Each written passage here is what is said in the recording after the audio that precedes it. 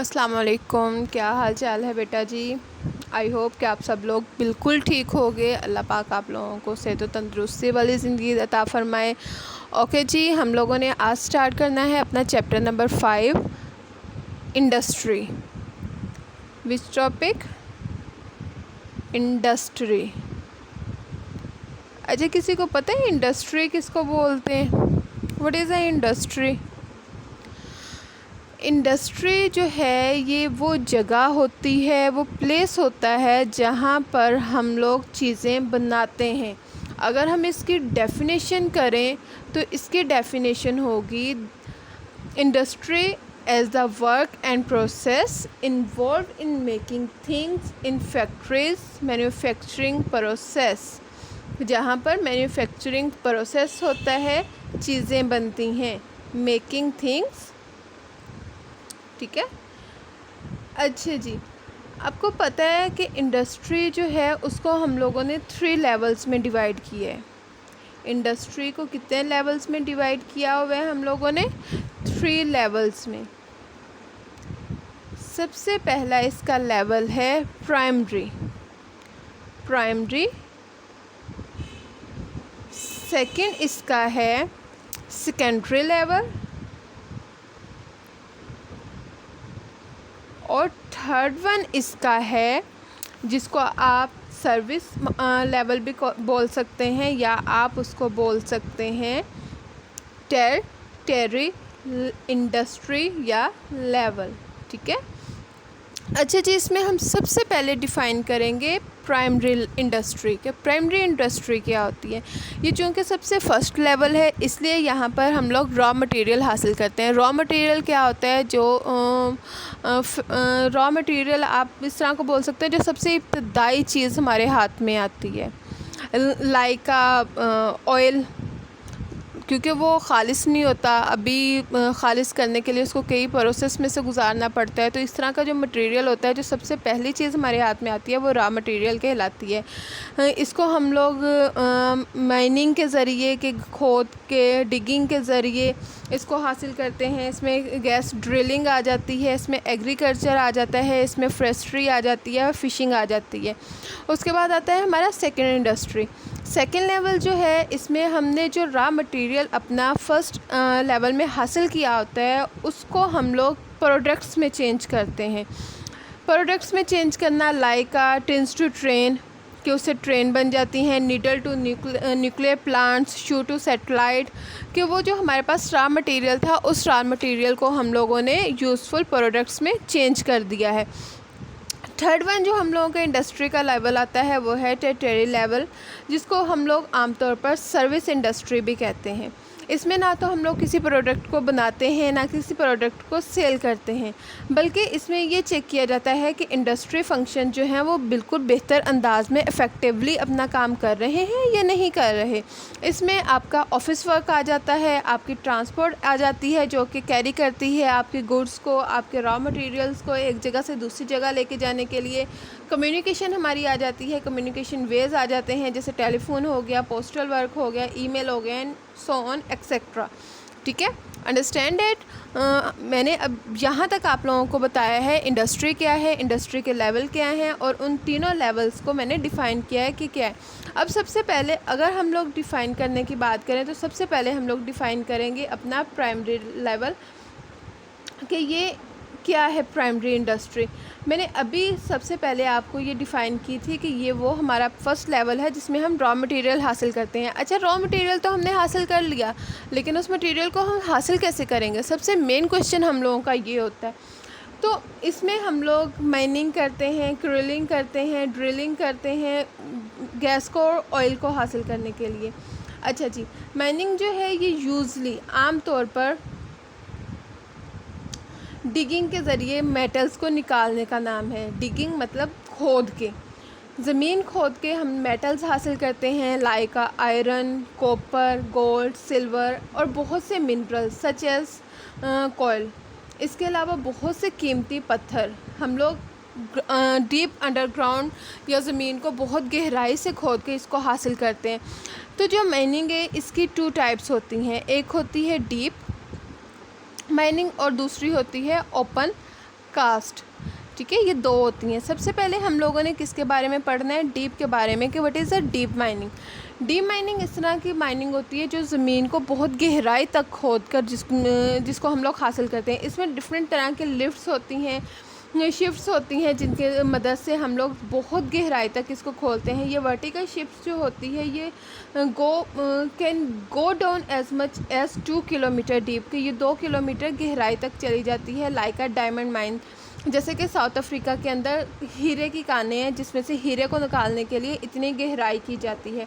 और इसमें ये एक्सट्रीमली डेंजरस काम होता है बहुत ज़्यादा गहराई में करना, क्योंकि अक्सर केसेस में ऐसा हो जाता है कि वहाँ पर एक्सप्लोजन हो जाता है। और एक्सप्लोजन कहाँ पे होता है, कोयले की कानों में, या तो एक्सप्लोजन हो जाता है या पे वहाँ पे इतनी जहरीली गैसेस होती हैं कि वो गैसेस जो हैं किसी भी आदमी का या जो शख्स वहाँ पे काम कर रहा है उसके दम घुटने का बायस बन जाती हैं। डीप माइनिंग बहुत ही मुश्किल है, इसमें ज़मीन को खोदना और वहाँ से मिनरल्स को या डिफरेंट तरह के मटेरियल को हासिल करना बहुत ही मुश्किल है। इसके लिए स्पेशली स्ट्रीम इंजन बनाया गया था तकरीबन 18वीं सदी में स्ट्रीम इंजन इस पर्पज़ के लिए बनाया गया था। अच्छा जी, ये तो हमने बात की अपनी डीप माइन की। अब हम लोग बात करेंगे ओपन कास्ट माइन क्या होती है। ओपन कास्ट माइन वो माइन होती है जो हमारी ज़मीन के सरफेस के बिल्कुल नज़दीक पाया जाता है। इसमें ज़मीन को इतना खोदना नहीं पड़ता है, वो ज़मीन के ग्राउंड लेवल के पास ही वो हमारे मिनरल्स मौजूद होते हैं। इसमें हम लोग सिर्फ उसको थोड़ी सी खुदाई करने की ज़रूरत होती है, तो हमें वो चीज़ें बहुत इजीली मिल जाती हैं। या फिर इस तरह के मटेरियल हमें जो है वो छोटी छोटी पहाड़ियों या पहाड़ों की सूरत में वहाँ पर मौजूद होते हैं, जिनको निकाल कर हम वहाँ से मिनरल हासिल कर सकते हैं। लाइक अ कॉयल, इस कॉयल को हम लोग इसी तरह हासिल करते हैं ओपन कास्ट माइन के ज़रिए। और पाकिस्तान में जो जगह हैं हम लोगों की, वहाँ पर बहुत ऊंची नीची जगह हैं, और लेकिन इसके साथ साथ पाकिस्तान में बहुत सी जगह ऐसे हैं जहाँ पर हमारे बहुत अच्छा लाइमस्टोन पत्थर जो है वो मिलता है, संगमरमर का पत्थर जिसको बोलते हैं। इसके अलावा यहाँ पर सीमेंट या दूसरी चीज़ें भी मिलती हैं। मार्बल बहुत अच्छा है, तो यही मार्बल हम लोग यहाँ से ओपन कास्ट माइन के ज़रिए निकालते हैं और उसको कंट्री में अपनी डेवलपिंग इकोनॉमी के लिए उसको यूज़ किया जाता है। ओके जी, ये तो होगी ओपन कास्ट की बात कि ओपन कास्ट क्या होती है। अब हम लोगों ने बात करनी है ऑयल एंड गैस ड्रिलिंग की। अच्छा जी, इसके बात करने से पहले हम लोग सबसे पहले तो ये देखेंगे कि ज़मीन में ऑयल बनता कैसे है। ज़मीन में ऑयल या गैस इस तरह बने कि लाखों साल पहले ज़मीन हम लोगों की एक सिर्फ ज़मीन या पानी पर मुश्तमिल थी। यहाँ पर पानी का ज़्यादा हिस्सा था, ज़मीन का कम हिस्सा था, तो जो पौधे या प्लांट जो थे वो ख़त्म होते थे। ज़मीन के मूवमेंट से वो वहाँ पर एक ही जगह इकट्ठे होते रहते थे और उनके ऊपर दबाव आता जाता था। ज़मीन अपनी हरकत जारी रखती थी। समुंदर जो थे वो खुश्की का हिस्सा बनते गए, खुश्की जो है वो समुंदर में चेंज होती गई, तो वो हज़ारों लाखों साल इस प्रोसेस में लग गए, जिसकी वजह से उस दबाव की वजह से तेल और गैस ये चीज़ें ज़मीन के अंदर पैदा होती रही। और ये खुसूसन ये वाला चीज़ जो हुई थी मेडिटरेनियन फ्रेस में, जिसको आप लोग रेड सी भी कहते हैं, या उसके इर्द गिर्द के इलाके में। और इसको इसलिए ये जो इलाका है ये मिडल ईस्ट में आता है। मिडल ईस्ट वो इलाका है जिसमें हम लोग ये चीज़ ज़्यादा पैमाने पर हुई थी, इसलिए मिडल ईस्ट ही वो इलाके हैं जहाँ पर हमें बहुत ज़्यादा ऑयल या गैस की फैसिलिटीज़ मिलती हैं। इसके अलावा बहुत सी जगहों पर ऐसा होता है कि जो ऑयल होता है वो ज़मीन के सरफेस को क्रैक की वजह से ज़मीन में क्रैक पड़ जाते हैं और वो ज़मीन की सतह को फाड़कर, सरफेस को फाड़कर बाहर निकलना शुरू कर देता है। और वो ऑयल थोड़ा थिक और ब्लैक कलर का होता है, वो इतना कीमती नहीं होता।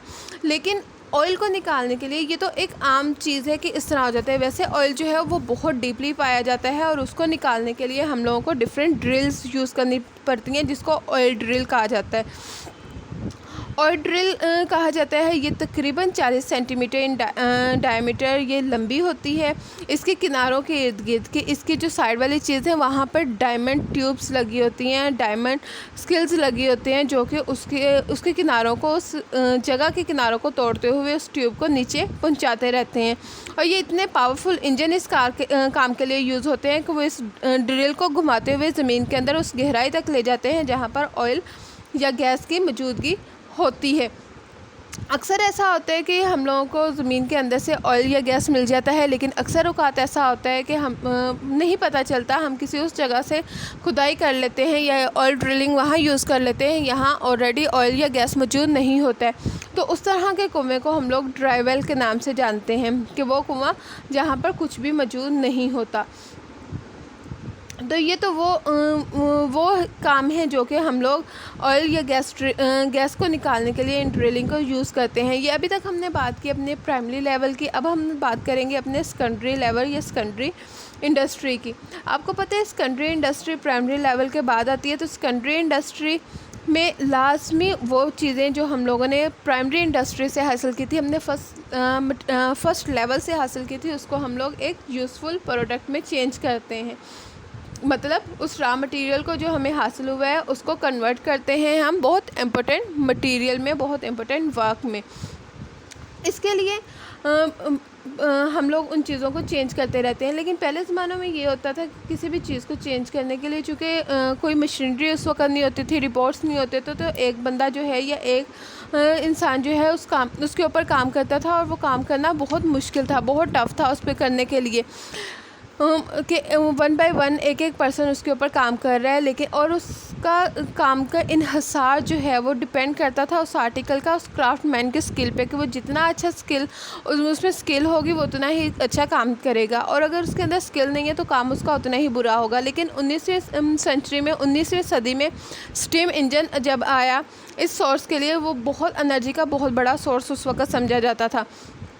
تو اس وقت کے جو رچ مین تھے، مطلب امیر لوگ تھے، وہ تو اپنی فیکٹریوں کو چلانے کے لیے یا جو کام کرتے تھے اس کے لیے انہوں نے اسٹیم انجن کو یوز کر لیا، لیکن جو غریب لوگ تھے، آرڈینری ورکر تھے، وہ اس چیز کو نہیں حاصل کر پا رہے تھے، تو وہ ابھی بھی ہاتھوں کی مدد سے ہی اپنے کام کو کر رہے تھے۔ لیکن اسٹیم انجن نے یہ آسانی کر دی کہ ہاتھ کی مدد سے کام اتنی صفائی سے نہیں ہو رہا تھا جتنا اسٹیم انجن کی مدد سے اس کام کو کیا جا رہا تھا، اور وہ اتنے ہی ٹائم، تقریباً 20 to 30 ٹائم جو ہے وہ اس سے زیادہ بیسٹ کام کر رہا تھا۔ اور اس کے بعد جب 20ویں سینچری آئی تو اس وقت ریلائز کیا گیا کہ صرف ایک ہی بندے کو ہم لوگ ہر آپریشن کے لیے نہیں رکھ سکتے۔